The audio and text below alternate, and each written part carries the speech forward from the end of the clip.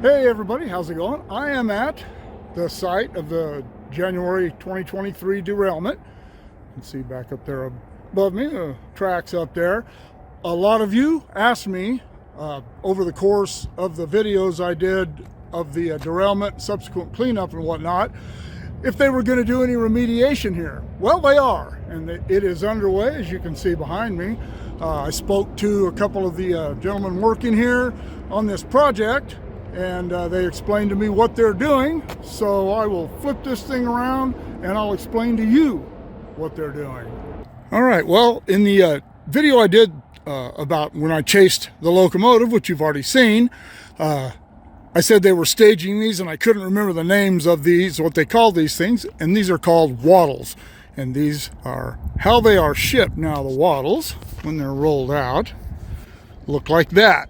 And those are to keep the water from just rushing down a hill. You see these alongside freeways and roads, places where they're doing this type of remediation, and it just keeps the water from rushing down and messing up all the work they've done.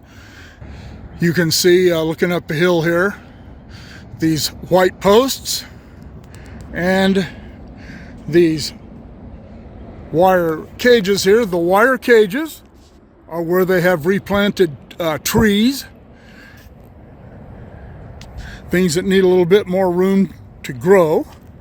The white posts you see here are covering smaller vegetation. I didn't ask exactly what they're planting here, but the posts are to also keep rabbits and critters from coming in, eating those before they have a chance to grow, which is the same thing as it is with the trees. That looks like an oak there. Those look like oak leaves here, and then yeah, these all look like oaks over here. I know that there are those ones up there are pine trees. So it kind of looks like they're doing pines on one side and oaks on the other, I guess. I don't know. Also, you can see these gentlemen here. They are working on a water tank, and they have installed a pump in the tank, and that is going to be used to pressurize this irrigation line that runs up over there along the trees. I don't know if they're going to run another one. Okay, I see it. And you can see that it continues that way over to this side. I don't see one running down this hill. I don't know if they're going to put one there or not. I'm a little further up here, and you can see that they have installed wattles and new growth all the way up the hill that way, or all the way up, most of the way. And then on top they have one along the edge of the roadbed up there. So I'll take a drive up there and see if anything looks different up there. All right, well, driven up here to the top, I thought maybe they would do some stuff over here where they had a lot of the scrap, I wouldn't say scrap, springs, trucks, wheels, and things that ended up being brought up here and staged after the derailment, but they really didn't tear anything down or pull anything out of the way to make that happen. So it doesn't look like they're going to do anything here, but I don't know. There's still, you saw those pallets of wattles. But up here on top, this is about the only thing they've done up here that helps both the remediation below, down yonder, and it helps the railroad to keep the edge of the roadbed from washing down the hill, along with the ballast and everything else. That would take a lot to put back together. I don't know if they plan to come further up the hill with that stuff. They probably do. You can see here that there were some trees that were knocked over, and the one that was right about here ended up right over there. You saw the video that my friend Randy and I were in with a tree fell our way. We were on that little road over there. But yeah, that looks like they may do some work here. As I said, they still have a lot of waddles down there to use, but yeah, looks like they're doing a fine job, as I said. Well, I was just about to leave up here, head back down to the bottom. Figured I'd throw this train in, because you know how I like to get trains in for all of you in each video that I possibly can.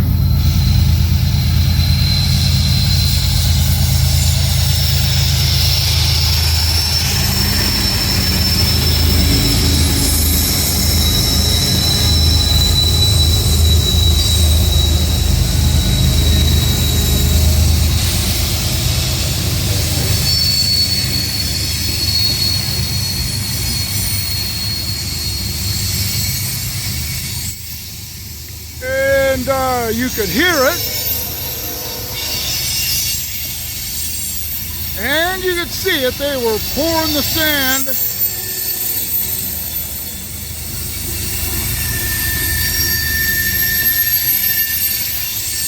Yeah, they were pouring the sand to it right here. This is the area, and I don't know if that's had anything to do with right there, but this right here, you can see the curve oiler there. That is about where the grade jumps up from 2.2 or 2.3 to around 3% when they bypass tunnels 12 and 13 and 19, 20. So it does get a little steeper right here. But yeah, I don't know if that grade change had anything to do with the sanding right here, or if it would have done it anyway.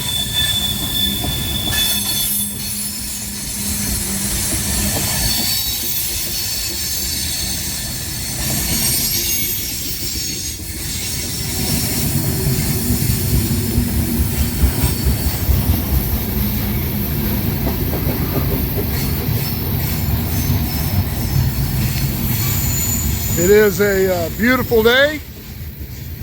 It's supposed to be around 70, both in Bakersfield and Tehachapi. It was 44 when I left the house this morning to go have breakfast, and it was already 58. That was about a quarter after 7 when I left the house, and by 9:30 when I left breakfast, yeah, I sat there and talked for a long time.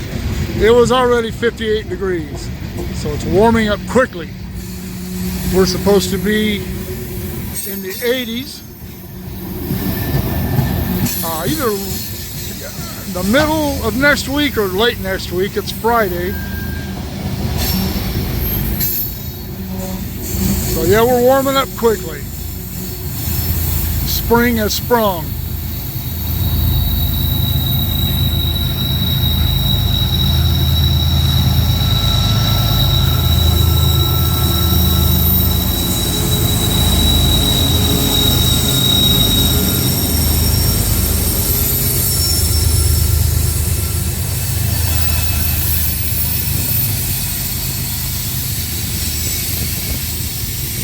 Like those guys were hitting the sand there as well.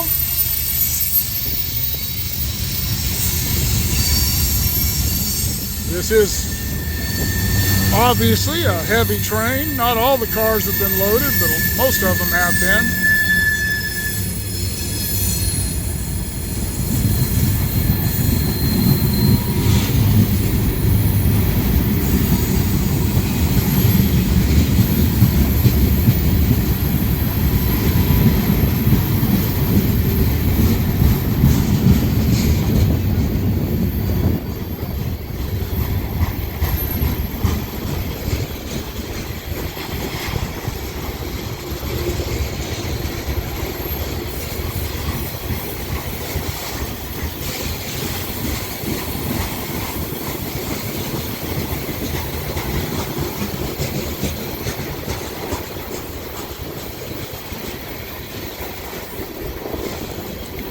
Notice the boxcar that was open with some of the stuff obviously missing.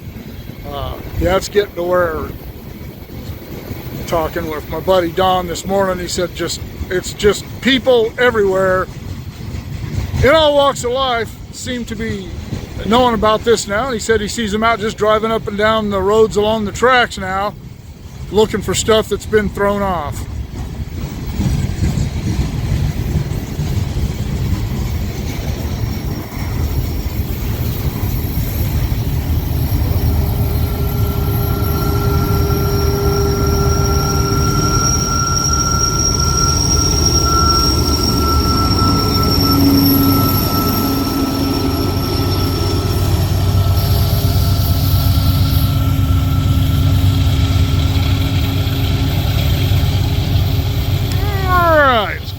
Down to the bottom to tie this up.